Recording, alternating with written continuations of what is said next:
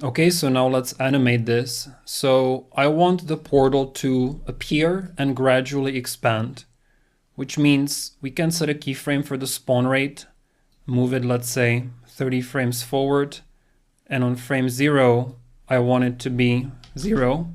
So over time, it will simply appear. And for the torus radius, it can also end up here. So set a keyframe at 250. And at frame 0, it can be, let's say, 75. Let's play this, reset, wait for it to disappear, and then play.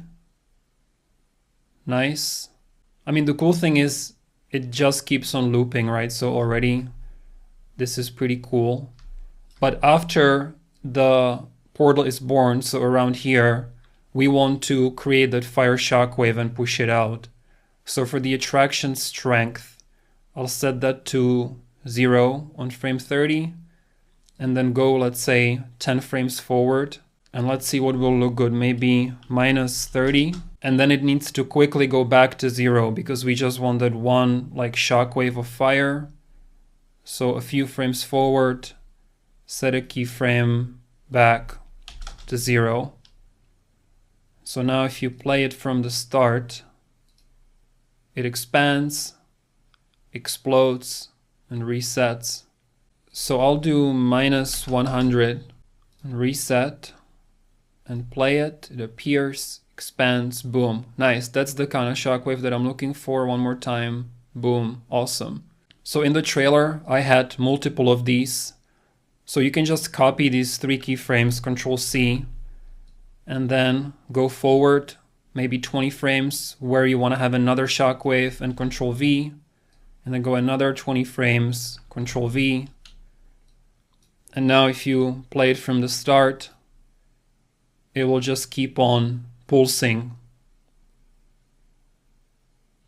1, 2, 3. Cool. Now you can still randomize the torus radius to make it look even more random.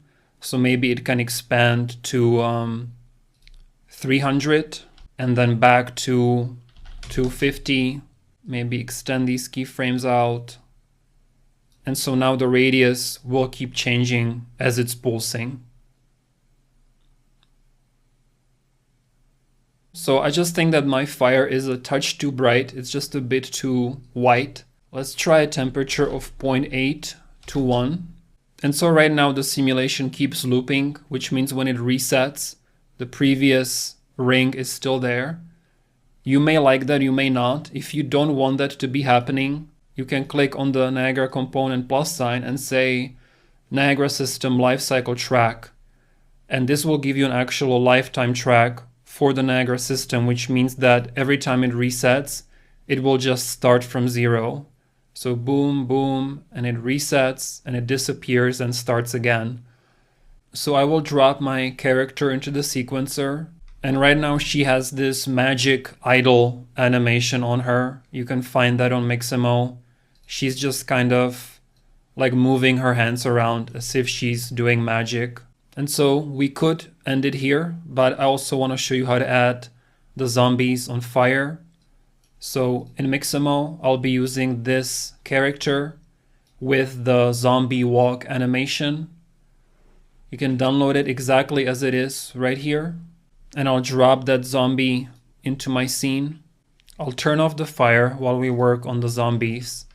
And so it may not have this glowing material on her, but I think it looks really cool. So what you can do is right click and make a new material. Just call it M_zombie. And you can select the normal map, specular, glow, and diffuse maps and just drag them into the material here. So the diffuse will go into base color, specular into specular, normal map into normal. And the glow, I want to be able to control the strength of the emissiveness. So I'll hold M to make a multiply node and connect that multiply node to the emissive color. Then my emissive texture will go into A. And then I can hold 1 and click to make a float and connect that to the B. And this will control my emissiveness. So I can right click, convert to parameter, and call it emissive underscore boost. Save that. And then right click on the M underscore zombie material and say create material instance and call it MI underscore zombie. Apply that material to our zombie. So now her eyes are not glowing, but if you open up the material instance, we have our emissive boost custom parameter that we created, and now you can just increase this to make her glow. So I'll set it to around 5. That looks good. And we want to set this zombie on fire. So we can just copy, let's say, this exact simulation that we're working on. So ns fire vortex, Control D, call it ns underscore zombie. And so we don't need shape location, delete that. And we don't need vortex force, delete that. Same thing for the sparks, shape location, vortex force, and point attraction force. Actually, we can delete all those. And so for the fire particles under particle spawn, we can search for reproduction, initialize mesh reproduction sprite. So this will be a review for us of what we did at the beginning of the course. Select the zombie, Control B, find the skeletal mesh asset, and arrow, and then particle update, again, repro, update mesh reproduction sprite, arrow. Yeah, and it's way too unnecessarily big. So let's just do 1000 by 1000. Okay, and it wasn't working properly, and it's because the update mesh reproduction sprite needs to be above these other modules. So just move it up where I have it. And now the zombie body is actually being formed. So emitter summary, and let's kill the fire much sooner. So dissipation rate temperature, I'll do 1 and 1.5. And the turbulence is just too large scale, right? You can see how the waves are like huge. Turbulence 2, let's make that 0.01. And the first one, we can actually do 0.025. We will have to tweak it more, very likely, but for now I will just drop our NS zombie into the scene. And basically, the easiest way to make this work is to just reset the location of this Niagara system to the center, and then grab the zombie and actually let's reset her location and rotation as well. So I'll grab the NS zombie and drag it on top of my zombie animation and say none.